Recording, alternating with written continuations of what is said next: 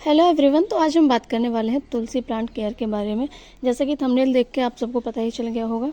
तो बहुत सारे लोगों की क्वेरीज रहती है कि हमारा जो तुलसी प्लांट है वो चलता नहीं है, सर्वाइव नहीं करता, या फिर उसकी जो ग्रोथ है वो रुक चुकी है। आज मैं आप लोगों के साथ शेयर करने वाली हूँ कुछ बहुत ही आसान से टिप्स, जिनको अप्लाई करके हम अपने तुलसी प्लांट को बहुत ही ज़्यादा हरा भरा और घना बना सकते हैं। आप देख ही सकते हैं कि इस प्रकार की जो मंजरी होती हैं वो तुलसी प्लांट पे निकलती हैं। आप इन्हें बीज बोल लीजिए तुलसी के, या फिर फलियां बोल लीजिए, मंजरी बोल लीजिए, आप कुछ भी बोल सकते हो। तो इस तरह से मेरे भी प्लांट पे देखो, ये मेरे 2 प्लांट हैं जो पॉट्स में लगे हुए हैं। तो इनमें बहुत सारी मंजरियां हैं। तो इस तरह से कुछ मंजरी ऐसी हैं जो अभी हरी हैं, अभी सूखी नहीं है। इनमें बीज तो हैं लेकिन बीज अभी पके नहीं हैं, ये कच्चे हैं। कुछ मंजरियां ऐसी हैं जो ऑलरेडी सूख चुकी हैं, जिनसे बीज निकल चुके हैं।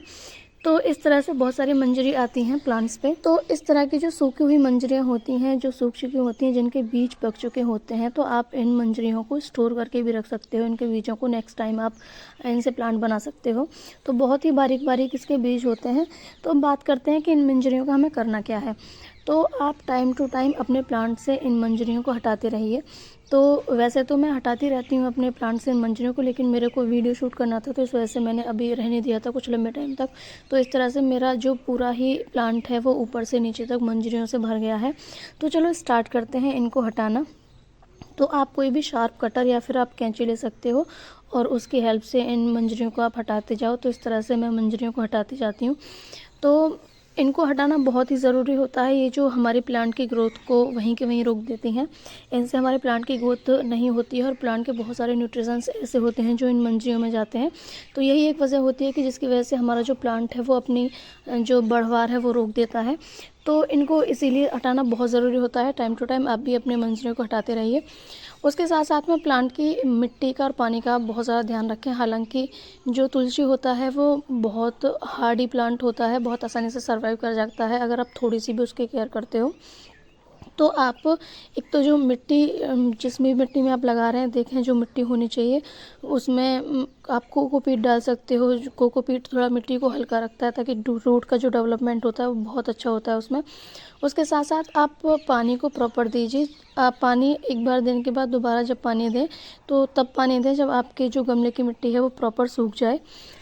ओवर वाटरिंग कभी भी ना करें। ओवर वाटरिंग से हमारे जो प्लांट की जड़ें हैं वो गल जाती हैं। ओवर वाटरिंग किसी भी प्लांट में ना करें। तो ये थी टिप नंबर 1।